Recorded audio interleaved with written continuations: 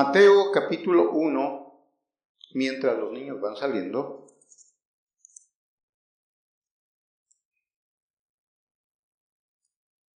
Hoy estamos invadidos por estos días del consumismo.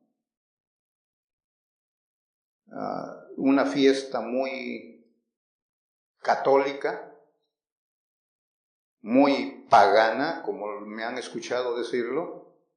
Esto, obviamente, y tristemente, que todavía algunos cristianos piensan que Cristo nació el 24, por eso le llaman Nochebuena, pero eso viene del paganismo, del catolicismo, como tantas cosas el catolicismo ha creado para manipular a los pueblos. En Mateo capítulo 1 vamos a estar mirando capítulo 1 desde el versículo 1 hasta el versículo 23. No lo vamos a leer, así que hemos hecho una lectura paralela en el Evangelio de Lucas. Vamos a estar hablando en esta mañana sobre el plan de Dios, el plan eterno de Dios. Mateo capítulo 18, versículo 11, dice que el plan de Dios es salvar lo que se había perdido. Ese es el plan perfecto, plan misericordioso de Dios, salvar lo que se había perdido. Y los primeros versículos del capítulo 1 nos presentan detalladamente algunas cosas, algunas lecciones que vamos a extraer de ahí. Los propósitos de Dios, los instrumentos de Dios y también los obstáculos que se interponían para que el plan de Dios se cumpliera. El plan de Dios, salvar lo que se había perdido. Ese era el plan, y sus propósitos están bien delineados aquí en Mateo, los instrumentos señalados y los obstáculos también muy notables que quisieron obstruir que el plan de Dios se cumpliera. Miren, capítulo 1 de Mateo, voy a señalarles algunas frases para introducir el tema de esta mañana. Versículo 22. 1:22. Todo esto aconteció, no olviden, está en el contexto del nacimiento de Cristo. Todo esto aconteció para que se cumpliese lo dicho por el Señor por medio del profeta. Para eso, denle vuelta al capítulo 2, versículo 5. Ellos le dijeron: en Belén de Judea, porque así está escrito por el profeta. 2, versículo 17. Entonces se cumplió lo que fue dicho por el profeta. Nuevamente. 2:23. Y vino y habitó en la ciudad que se llama Nazaret, para que se cumpliese lo que fue dicho por los profetas. No vamos a expandernos sobre esto, pero todo el libro de Mateo se repite mucho esta expresión: para que se cumpliese, para que se cumpliese. Había algo que se había profetizado en el Antiguo Testamento y ahora lo vemos aquí en Mateo, se está cumpliendo. Todo lo que fue dicho fue profetizado en el Antiguo Testamento. Aquí en Mateo saqué muchos pasajes con esta misma expresión. 8:17. Para que se cumpliese lo dicho por el profeta Isaías. Jeremías, Isaías, siempre, dice el capítulo 11, versículo 10, porque este es de quien está escrito, hablando de Juan el Bautista. Capítulo 12, versículo 17, para que se cumpliese lo dicho por el profeta Isaías. Isaías es muy popular en el Evangelio de Mateo. Capítulo 13, versículo 35, para que se cumpliese lo dicho por el profeta. Todo tiene relación con el cumplimiento de lo que estaba escrito en el Antiguo Testamento. 21, versículo 4. Todo esto aconteció para que se cumpliese lo dicho por el profeta. Todo gira alrededor de una palabra que fue dado por Dios.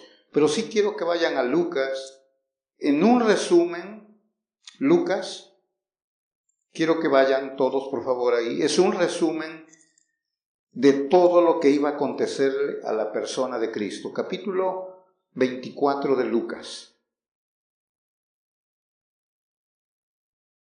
24 de Lucas, solamente les quiero señalar el versículo 44 en adelante. Y les dijo, ya resucitó Cristo, se aparece a sus discípulos y les dice, estas son las palabras que os hablé estando aún con vosotros, que era necesario que se cumpliese. Note la frase enfática, era necesario que se cumpliese todo lo que está escrito de mí en la ley de Moisés, en los 5 libros, el Pentateuco, los 5 libros primeros, Génesis, Éxodo, Levítico, Números, Deuteronomio. Todo lo que estaba escrito de mí, dice, era necesario que se cumpliese en los profetas y los salmos. Todo el Antiguo Testamento está abarcando allí. 45. Entonces les abrió el entendimiento para que comprendiesen las Escrituras. Y les dijo, así está escrito, y así fue necesario que el Cristo padeciese y resucitase de los muertos al tercer día, y que se predicase en su nombre el arrepentimiento y el perdón de pecados en todas las naciones, comenzando desde Jerusalén. 700 años antes, el profeta Isaías habló de estos acontecimientos de Mateo capítulo 1. 700 años. Isaías dijo lo que iba a pasar en Mateo capítulo 1. ¿Qué planes tan perfectos los de nuestro Dios? ¿Qué planes tan sabios y misericordiosos? Salvar lo que se había perdido. Este es el propósito. Cuando tomamos este tiempo, porque no podemos evitarlo, Este mundo nos ha absorbido tanto que podemos enseñar desde el púlpito todo contra la Navidad, pero nadie va a hacer caso. La mayoría están sumergidos de tal manera que caen víctimas y no inconscientemente, saben, pero conscientemente se dejan arrastrar por esa ola del mundo. Mire, por ejemplo, en esta mañana, los colores. La mayoría andan rojo por la ocasión. Las flores. Yo soy el contraste. Dije, voy a andar totalmente, les llevo la contra al mundo. Pero no podemos cambiar esto. Muchas de las iglesias, particularmente bautistas, en estos días acostumbran a hacer dramas. José, María y el niño Jesús. Quieren hacer una representación tonta, vana y sin sentido. Los dramas. No tienen sentido. ¿Qué tratan de comunicar con eso? Porque están siguiendo la misma línea.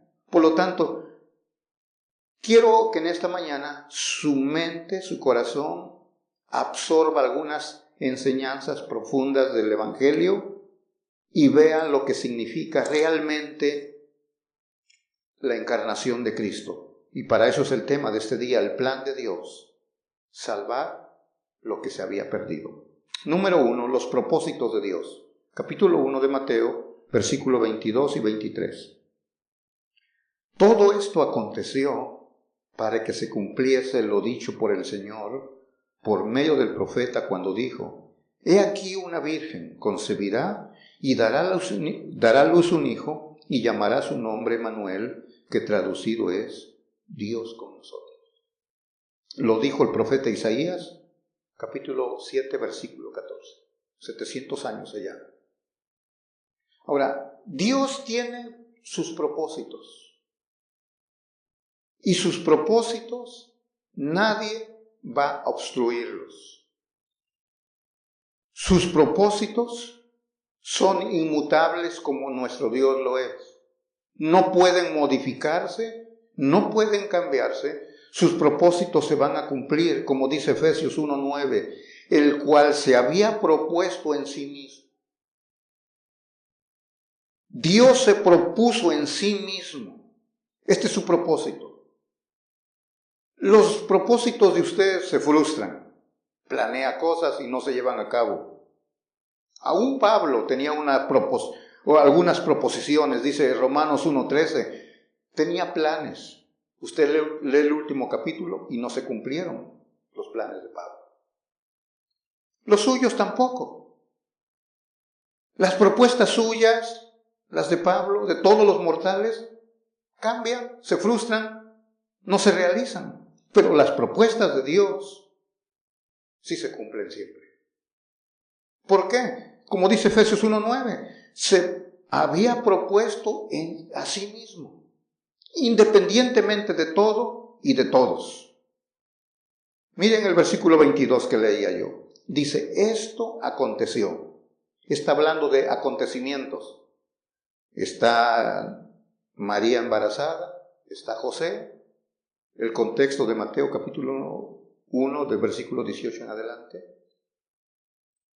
Esto aconteció, este acontecimiento. Ahora mire el propósito. ¿Para qué? Dice, para que se cumpliese. Ese es el propósito. Para que se cumpliese lo dicho por el Señor, por el profeta, en este caso Isaías. Por eso leía yo en la introducción, se repite continuamente esto, para que se cumpliese el propósito del Señor. Muchas veces, porque es una expresión relevante en el Evangelio de Mateo. Entonces, las palabras claves en este versículo son para, que y por. Habla de propósito, habla del objetivo que tenía, cumplir lo que Dios había dicho y quién lo había dicho. Por el Señor. Dará a luz un hijo y llamará su nombre Jesús, porque él salvará a su pueblo de sus pecados. Esto es el Evangelio. Su encarnación hasta su exaltación es el Evangelio. Desde que se encarna hasta que es exaltado, o sea, es ascendido al cielo. Y como dice el pasaje aquí, todo esto aconteció para que se cumpliese lo dicho, y note esta expresión, por el Señor. Mateo es repetitivo sobre esto. Lo dicho por el Señor. Mi hermano, sin estos acontecimientos,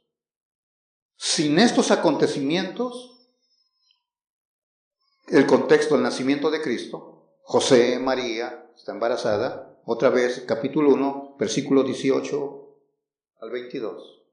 Sin estos acontecimientos, pierde veracidad Isaías 7:14.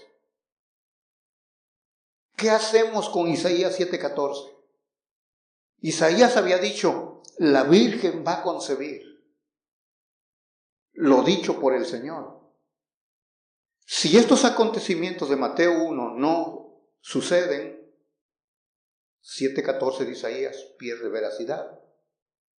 Y 7:14 es dicho por el Señor, por medio de su profeta. Por lo tanto, no solamente Isaías 7:14 pierde veracidad, toda la palabra, toda la Biblia pierde veracidad. Porque si creemos que toda la palabra es dicha por el Señor, inspirada por el Señor, entonces todo pierde veracidad. No es confiable la palabra. Pero esto aconteció para que se cumpliese lo dicho por el Señor. Si no se cumple, ¿cómo puede ser confiable su palabra? Por eso se dice que la crucifixión de Cristo, cómo hay cumplimiento de una multitud de promesas, de profecías más bien, que están en los salmos, particularmente el 22. Eso le llaman el Salmo mesiánico. Todo se cumplió o sea, su palabra tiene un propósito y va a cumplirse. Por lo tanto, estos acontecimientos de Mateo 1 dan credibilidad al Antiguo Testamento. Dan credibilidad. Porque si Dios lo dijo 700 años y luego se cumple, ahí está la veracidad. Y eso nos da certeza que Dios no permitió ningún error en su palabra. En el Antiguo Testamento, cuando había un profeta y profetizaba y no se cumplía, ¿sabe qué hacían? Lo lapidaban, lo apedreaban. Dios tenía cuidado que ningún error hubiera en la palabra revelada. Isaías, por lo tanto, cuando él está hablando que va a venir un día cuando una virgen va a concebir y va a dar a luz un hijo y va a ser su nombre Emmanuel, que traducido es Dios con nosotros, da credibilidad. Usted puede creer en todo lo que dice el Antiguo Testamento. Puede aceptarlo como palabra de Dios. Mi hermano, sus propósitos no podían frustrarse. Dicen que de Malaquías a Mateo hay 400 años que le llaman de silencio. Dios no habla. No hay ningún profeta en ese periodo hasta que llega el profeta Juan el Bautista. 400 años. ¿Cómo se va a cumplir lo que Dios ha dicho? Nuestro Dios comienza a mover todas sus piezas. Todas sus piezas. Si usted lo mira, estos acontecimientos, es maravilloso. ¿Cómo interviene Dios con el censo? Despierta en el corazón de un hombre que se haga un censo. ¿Para qué? Para que José y María fueran a Belén. Porque si no, ¿cómo se iba a cumplir la profecía que tenía que nacer en Belén? Y luego, cuando ya nace, Herodes quiere matarlo. Dios otra vez mueve sus piezas y le dice a José, ve para Egipto. Tomó a la mujer, tomó al niño y se fueron a Egipto. Están en Egipto, vuelve a mover Dios las piezas, que se vaya a Nazaret. ¿Para qué? Para que se cumpliese que se iba a llamar Nazareno. Es lo que dice aquí Mateo, lo que leí uno de los versículos. Dios, todo esto encaja y nos muestra la veracidad de la inspiración de las Escrituras. Por lo tanto, hay credibilidad en su palabra. Para que se cumpliese. Sus propósitos no pueden frustrarse. Nadie los puede frustrar. Nadie. Nadie en absoluto. Mire lo que dice el Salmo 115:3. Me gusta cómo lo dice la versión de las Américas. Él hace lo que le place. Y el Salmo 115:3. Lo voy a leer en la Reina Valera que tenemos. 115:3. Nuestro Dios está en los cielos. Todo lo que quiso ha hecho. Todo lo que quiso. Nadie lo va a estorbar. Nadie puede sus propósitos. ¿Qué está haciendo Dios? Tito 2:14 dice que está purificando para sí un pueblo, su iglesia. Hechos 15:14 que está levantando un pueblo para su nombre. Dios está formando, estos son sus propósitos, las propuestas de Dios, llevar un pueblo para la eternidad. Y Efesios, el capítulo 1, describe sus propósitos eternos. Desde antes de la fundación del mundo, planeó mi redención, proveyó el sacrificio desde antes de la fundación del mundo. El Cordero de Dios fue sacrificado. En el plan eterno de Dios ya estaba ahí. Cuando se llevan a cabo estos planes, se implementan, si ya fueron diseñados desde la eternidad, ¿quién puede obstruirlos? Nadie. Por eso están las palabras elección, predestinación, y todo lo hace, dice, según el puro afecto de su voluntad. Todo es exclusividad de Él. No hay mérito absoluto en los mortales. Son planes bien diseñados, planes misericordiosos de nuestro Dios. Estos propósitos. Y se van a cumplir. Es por eso que creemos y proclamamos la doctrina de la seguridad de la salvación o seguridad del creyente.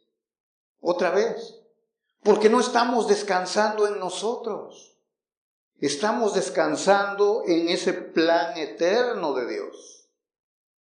¿Se imagina de Isaías a Mateo 700 años? No se frustró el plan de nuestro Dios, se cumplió. Mi redención, si vivo, póngale que viva 100 años.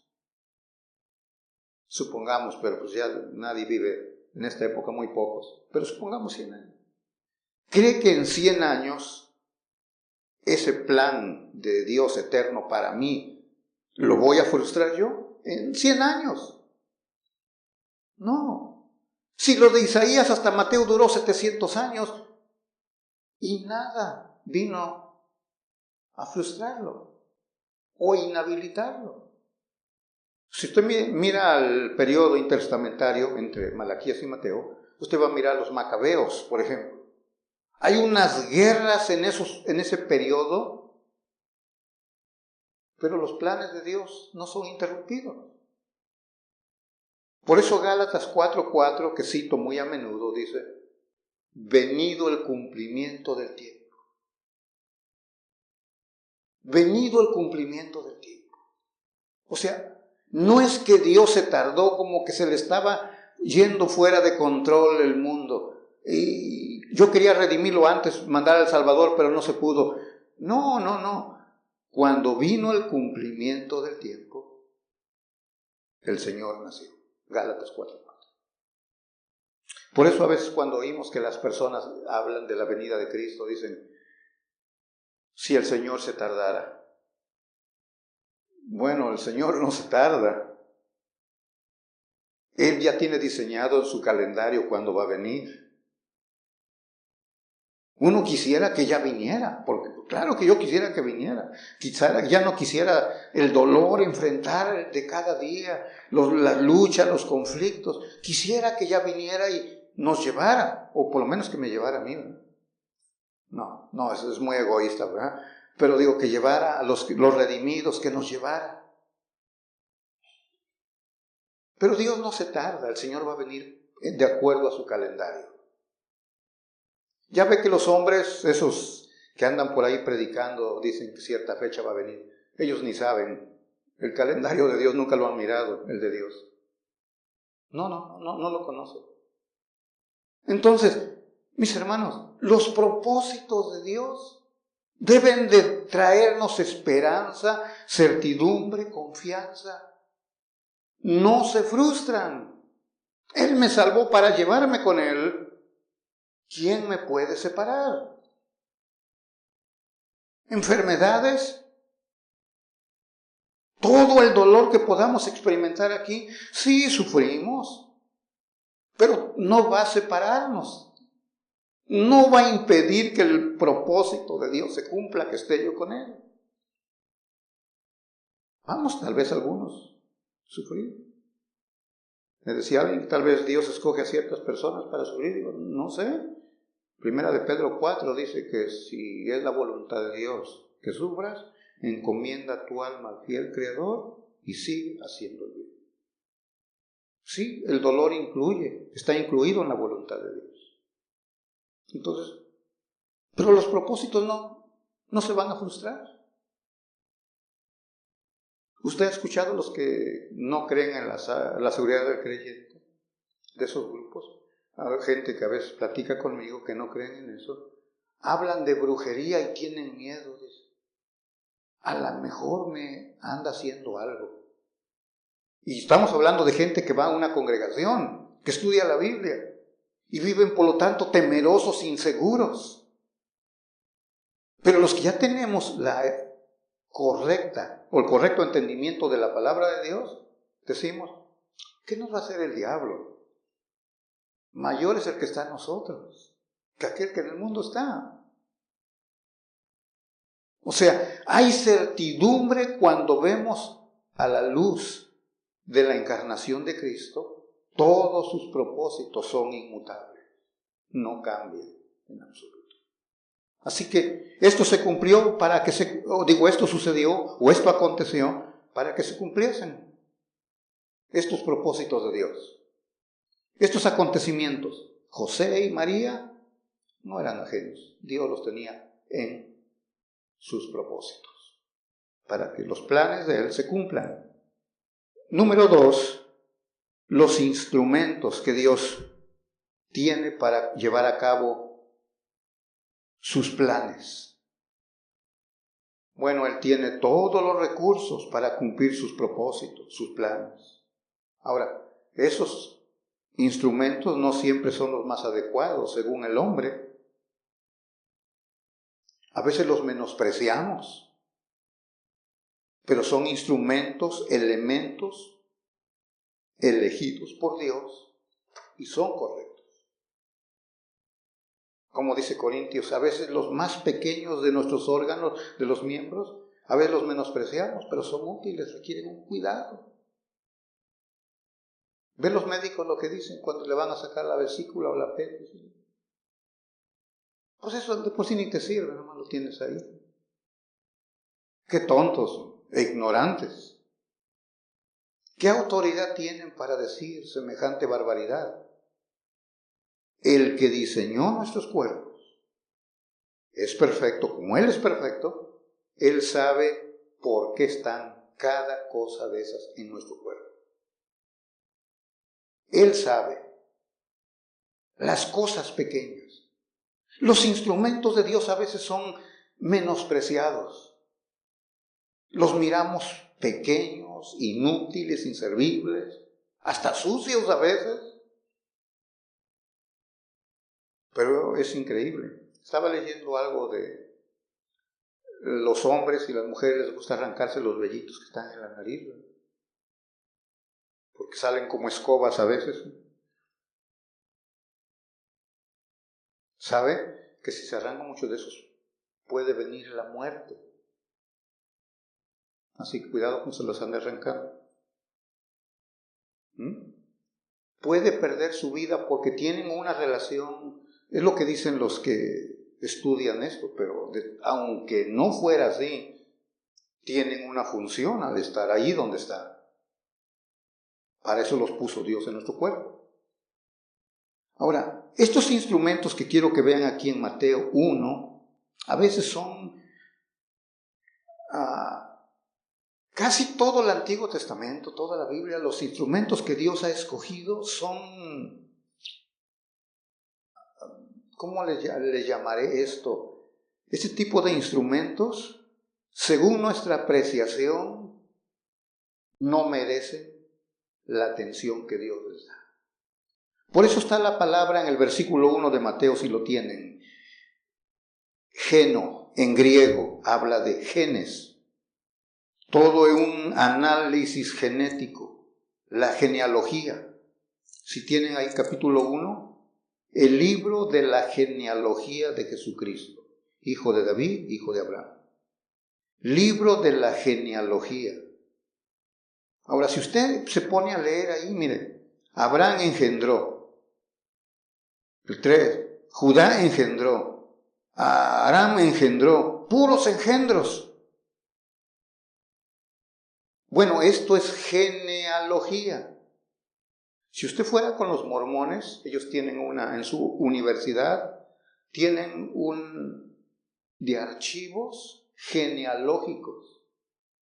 como ellos creen en el bautismo de muertos, los mormones, entonces miran todos sus archivos, revisan todos sus genes, tienen doctores, especialistas, y comienzan a mirar mi papá, mi abuelo, mi bisabuelo, mi tatarabuelo, mi y hasta donde pueda llegar. O sea, tienen toda esta línea genealógica y tiene base. Tiene base, bueno, aquí estamos mirando Mateo 1. Si usted lee, por ejemplo, Nehemías 7, vaya por favor ahí al Antiguo Testamento, Nehemías 7.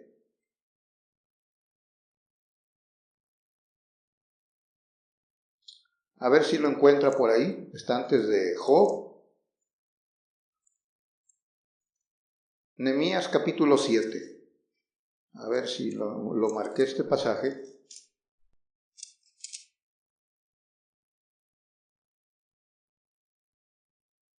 Sí, 7:5. Entonces puso Dios en mi corazón que reuniese a los nobles y oficiales y al pueblo para que fuesen empadronados según sus genealogías. Y hallé el libro de la genealogía de los que habían subido antes y encontré en él escrito así. A ver si encuentro el otro pasaje. Está en el mismo 7.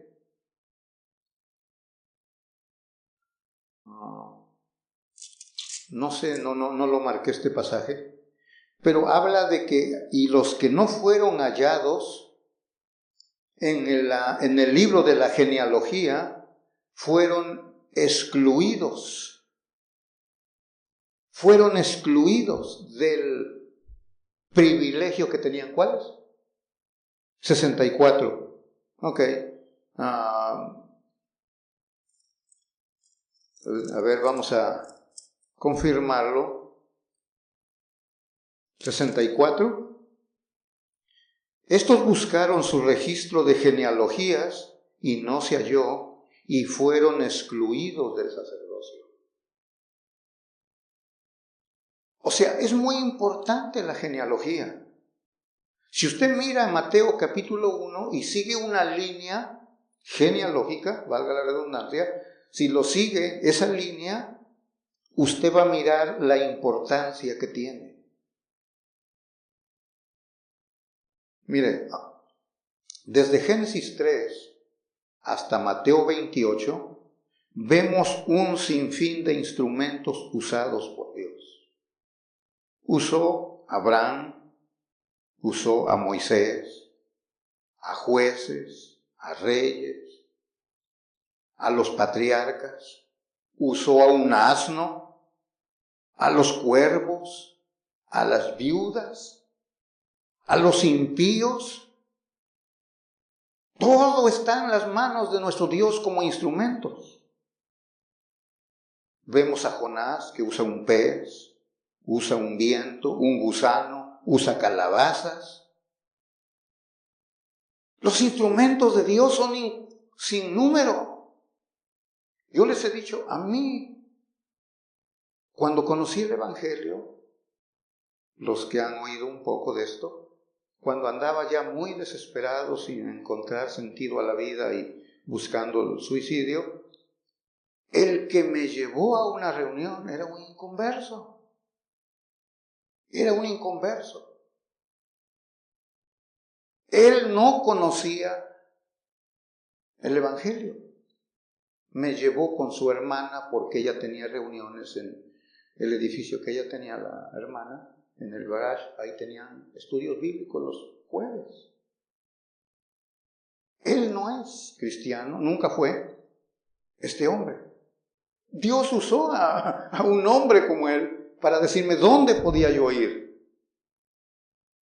Dios tiene sus instrumentos. Mire aquí, capítulo 1 de Mateo, entonces si están ahí, veamos por ejemplo 4 mujeres y de mala moral. Vean el versículo 3. Judá engendró de Tamar, esa es la mujer, Tamar. ¿Quién es esta mujer? Si usted lee Génesis 38, del 13 al 30, esta es una mujer viuda. Murió su esposo. Se quedó, no tenía hijos. Hay un drama ahí. Pero lo que ella hizo, le dijo el suegro: vuelve a tu casa mientras crece el otro mi hijo y te lo doy para que sea tu esposo. Según lo que se acostumbraba en esos días, imagina, esperar que crezca el hijo. Pues no, dice, mucho tiempo. ¿Qué hizo esta Tamar? Se disfrazó como una ramera. Se disfrazó como una ramera. ¿Y sabe a quién sedujo? A su suegro. Y tuvo hijo de su suegro. Después lo leen la historia, Génesis 38 del 13 al 30. Pero esta está aquí en la línea genealógica, el plan de Dios, está esta mujer ahí. Está bien interesante, estuve estudiando todo esto, está muy interesante. Luego el versículo 5, Mateo 1:5, está Rahab.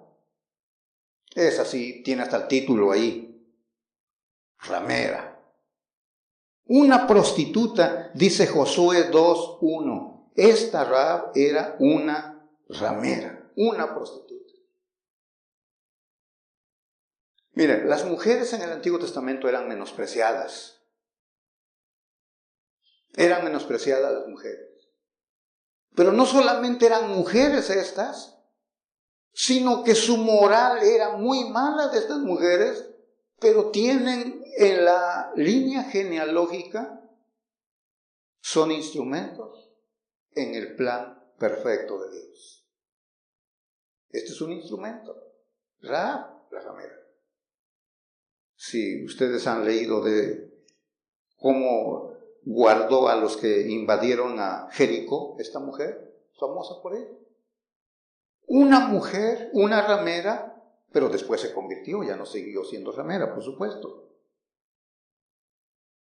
Versículo 5 también, Salmón engendró de Rahab a Boz. Boz engendró de Ruth, ahora otra está, Ruth, la moabita. Tiene que leer el libro de Ruth, capítulo 1, versículo 4. Una moabita impía que eran ajenas al pacto de Dios. Era un pueblo abominable, moabitas. Toda la línea de Moab estaban maldecidos. Pero está en el plan genealógico de Dios un instrumento, esta mujer, Ruth la moabita. Miren el versículo 6. Isaí engendró al rey David, y el rey David engendró a Salomón, de la que fue, no dice el nombre, de la que fue mujer de Urías. ¿Cómo se llamaba la mujer de Urías? Betsabé. Está también en la línea genealógica. Ahora, digo, no podemos tomar todo el tiempo para dar detalles. Por ejemplo, Ruth la moabita, ustedes saben que después regresa y se casa con Boz. Y tienen un hijo. Y el hijo que tienen es el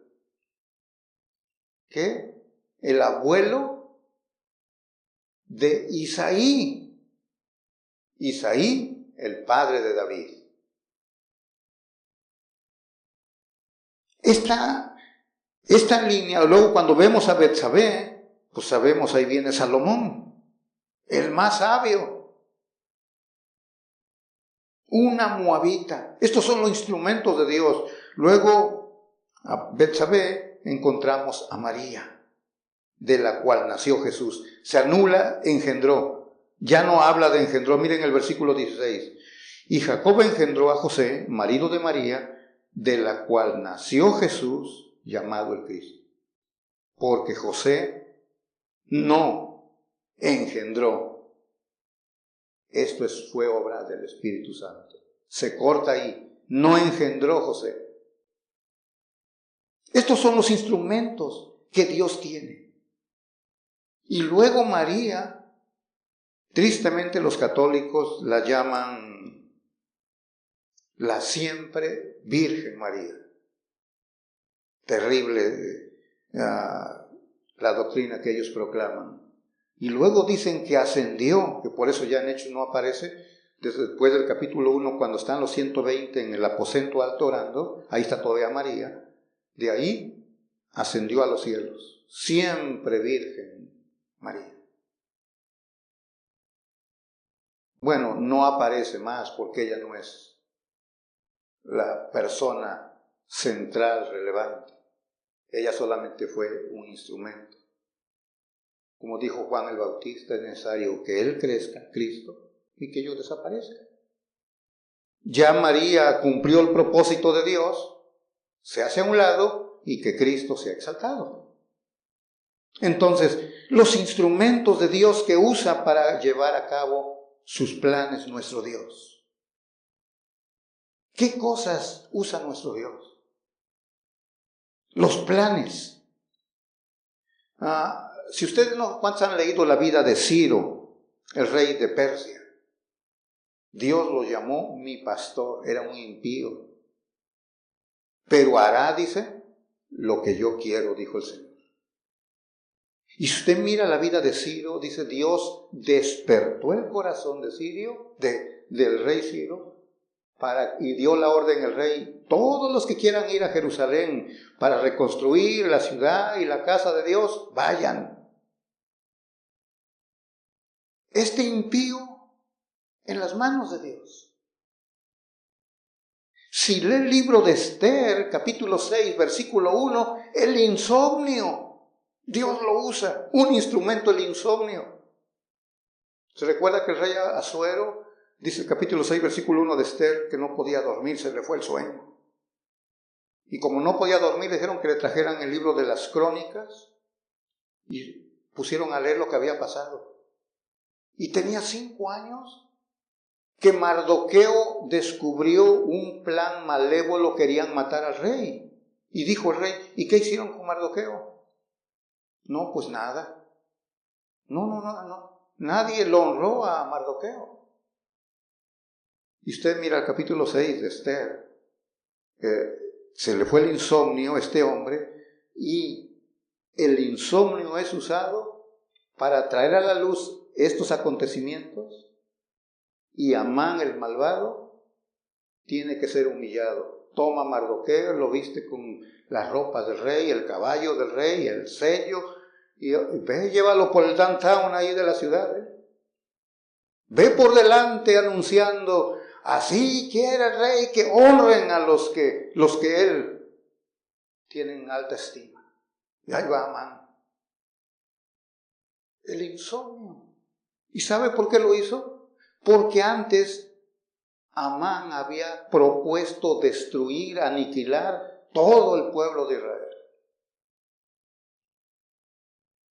Los planes, ahora vemos los instrumentos de Dios. ¿Cuántas cosas que nos acontecen, que nos rodean en la vida diaria? A veces las miramos pequeñas, pero Dios las tiene ahí como instrumentos para usarlos. Esposo, esposa, que estás aquí, ¿tú no sabes que puede ser tu esposa el instrumento que Dios usa para humillarte? ¿Ah? Para humillarte, pues ¿para dónde te haces? O a la inversa, esposa, a lo mejor tu esposo es el instrumento que Dios te dio para usarlo como lija, sandpaper, para rasparte todas tus asperezas. Dice Colosenses 2, no seáis ásperos con ellas, con las esposas. Habla de eso, de la lija. Señora, Dios te dio un esposo para quitarte lo áspero que tienes, para que brille tu feminidad. Todo lo que tenemos, tus compañeros de trabajo. ¿Dónde vives? Cuando ustedes se meten a mirar todo esto, todos son instrumentos en las manos de Dios. Piense usted un poquito el burro, el asno, en el cual se montó el Señor Jesús. Cuando iba entrando le llaman que Domingo de Ramos. Que la gente le tira los mantos, las ramas ahí, y ahí va el Señor montado en el asno. Y comienzan a exaltarlo. ¿A quién estaban exaltando? ¿Al asno?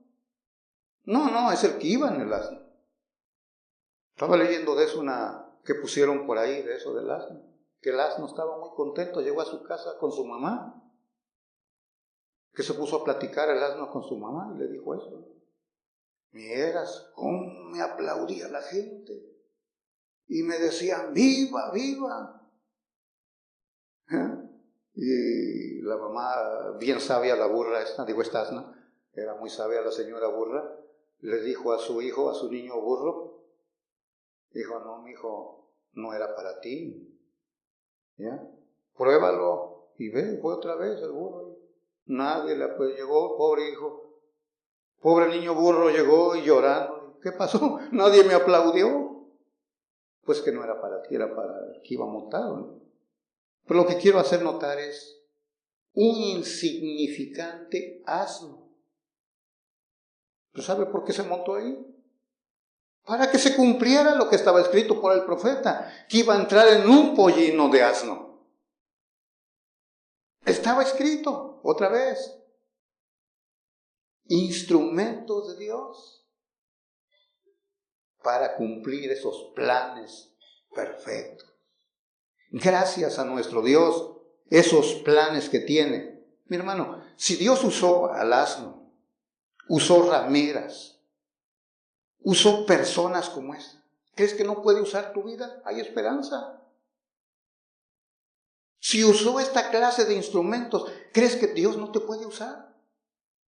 Corintios, el apóstol Pablo dice, no sois muchos sabios, no sois muchos poderosos, no sois muchos nobles. ¿Qué somos entonces? Necio, vil, menospreciado. Eso escogió Dios. Eso somos. ¿Puede usar tu vida entonces?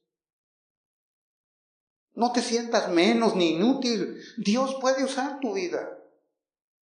Tú eres mejor que el cuervo, ¿verdad? Eres mejor que el asno. Mejor que el gusano. Tu moral no es tan dudosa como Rahab o con las otras que miramos aquí. Instrumentos que Dios usa para cumplir sus planes. Por último, los obstáculos que enfrentó el Señor para que sus planes se llevaran a cabo. La oposición. La oposición. Abraham, un mentiroso y miedoso. Pero no frustró los planes. Isaac, igual que el papá, mentiroso y miedoso. Lo hemos estado mirando con Joel en los miércoles. Jacob, un tramposo y trinquetero. Este hombre, Jacob, ¿iba a frustrar los planes de Dios? No. Hasta le cambió su nombre y le puso Israel. David, un adúltero y asesino. ¿Iba a frustrar los planes? Estos obstáculos no son nada para nuestro Dios. Elías pensaba que estaba solito, se sentía deprimido y solo. Y Dios le dice, no estás solo, hay otros 7,000 que he guardado. Hay un remanente, no estás solo. Amán quiso aniquilar a Israel, el libro de Esther. Todos los obstáculos que se presentan. Herodes, aquí en Mateo 2, mandó a matar a los niños de 2 años para abajo, porque pensó que Cristo, el niño que había nacido, estaba dentro de esa edad. Mandó a matar a los niños. Pero no logró su propósito. Ese obstáculo no impidió que el plan de Dios se cumpliera, salvar lo que se ha perdido. Satanás mismo le pide adoración. Mateo 4:9 dice, te voy a dar, pero póstrate delante de mí, me adoras. La familia misma de Jesús no creía. Juan 7:7 dice que sus hermanos no creían en él.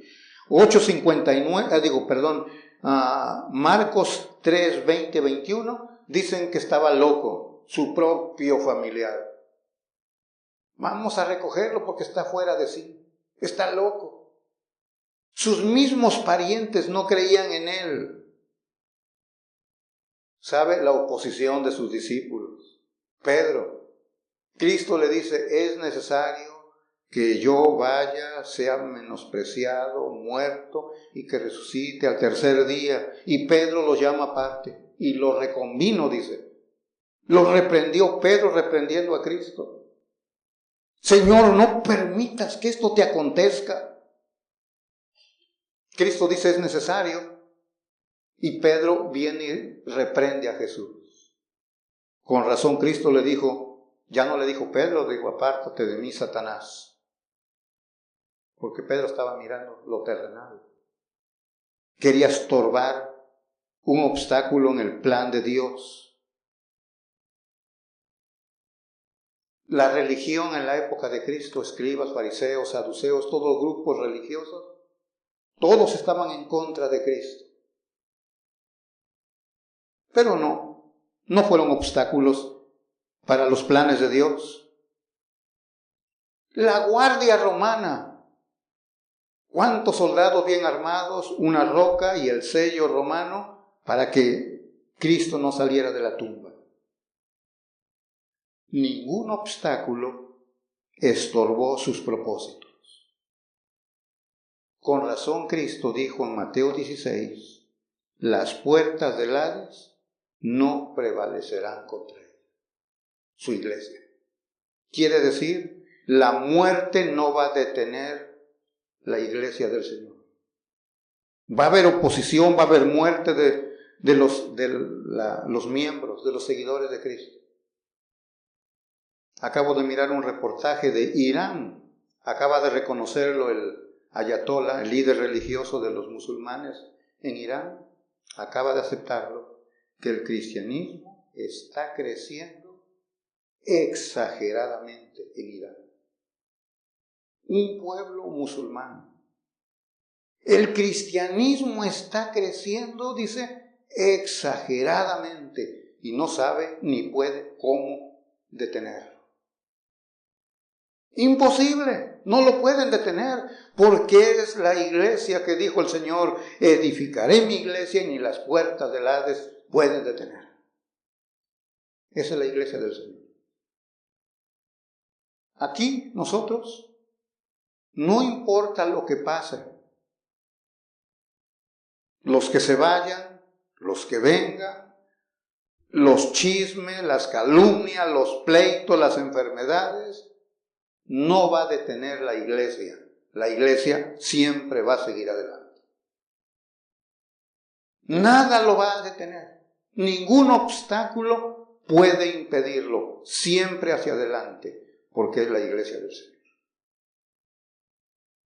Todo esto debe de abrir nuestro entendimiento y ver que la encarnación, por lo tanto, es una doctrina de suma importancia. Tanto así que el apóstol Juan, en una de sus cartas, dice que el que no acepta que Cristo vino en carne es un anticristo. El que no acepta esta doctrina es un anticristo. Sí, no vino a nacer el 24, ya lo sabemos, pero de una cosa sí estamos ciertos. Él vino un día a encarnarse, el día que sea.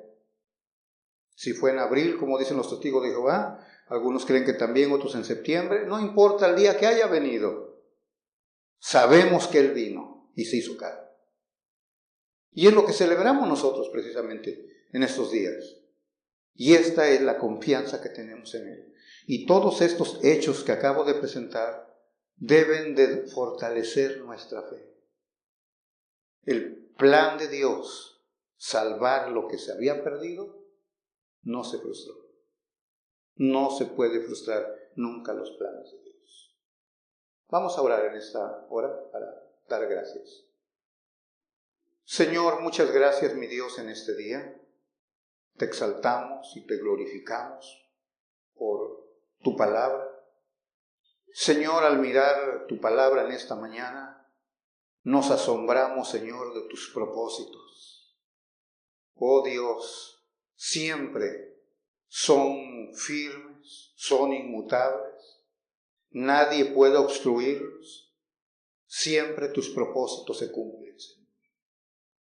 Los instrumentos que usas son diversos, oh Dios, pero todos esos instrumentos que tú eliges son útiles para tu causa, Señor. Muchas gracias, Padre, por ello. Los obstáculos cada día siempre van a estarse levantando, obstáculos, Señor, pero tú estás sobre todo ello, Señor. ¿Quién puede, Señor, estorbar? Como dice tu palabra, lo que te has propuesto, tú lo has hecho. Mi Dios, recibe la gloria y la honra, y gracias porque el bendito Salvador vino para salvar lo que se había perdido. Ese fue tu plan eterno y se sigue cumpliendo porque cada día sigues añadiendo los que habrán de ser salvos, Padre. Bendito eres, Señor, en esta mañana. Te adoramos y te glorificamos en el nombre del Cristo que recordamos en esta mañana, nuestro bendito y glorioso Salvador.